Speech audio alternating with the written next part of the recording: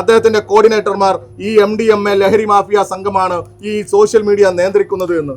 ആ മുഖ്യമന്ത്രിയുടെ social media സംഘമാണോ ഇങ്ങനെ ഹീനമായ വൃത്തികെട്ട ഈ പ്രചരണം നടത്തുന്നത്?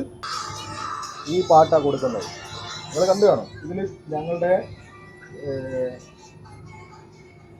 ഇങ്ങനെ കൊടുക്കുക, ഇത്രയും ആളുകളായിട്ട് വേറെ പാട്ടിട്ട് വക്രീകരിച്ച് DYFIയുടെ സംസ്ഥാന നേതാക്കന്മാരുടെയും ഇടതുപക്ഷ നേതാക്കന്മാരുടെയും ഒക്കെ ചിത്രം കൊടുത്ത് കാണുന്നില്ല നിങ്ങൾ, വക്രീകരിച്ച് ഇവർ ഓരോരുത്തരുടെയും ഇംഗിതത്തിന് അവരുടെ മനോവൈകൃതത്തിനനുസരിച്ച് ഇതിനെ അങ്ങ് പ്രചരിപ്പിക്കുക.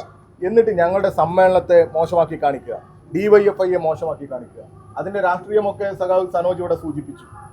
ഈ രാജ്യം ചർച്ച ചെയ്തുകൊണ്ടിരുന്ന, ഇപ്പോഴും ചർച്ച ചെയ്യേണ്ട പ്രസക്തമായ ഈ കാലഘട്ടത്തിൽ ഒരു ആവിഷ്കാരത്തെ എന്തിനാണ് ഇങ്ങനെ ചിത്രീകരിക്കുന്നത്?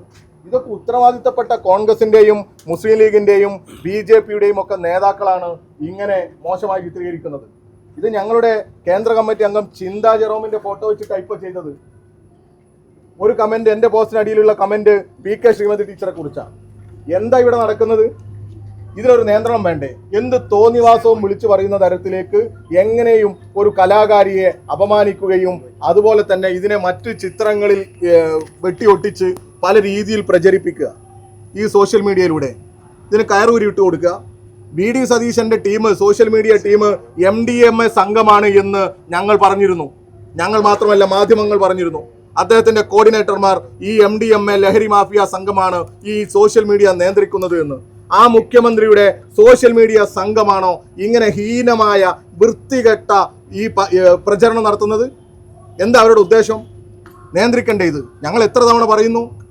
തിരുവനന്തപുരത്ത് നമുക്കറിയാലോ, മത്സ്യത്തൊഴിലാളിയുടെ കുടുംബം, ആ പെൺകുട്ടി ഇറങ്ങി വന്ന് പത്രസമ്മേളനം നടത്തി കാര്യങ്ങൾ വിശദീകരിച്ചപ്പോൾ സത്യസന്ധമായി ആത്മാർത്ഥമായി പറഞ്ഞ കാര്യത്തിനടിയിൽ പോയി കമന്റ് ചെയ്ത് നിങ്ങൾ കണ്ടില്ലേ?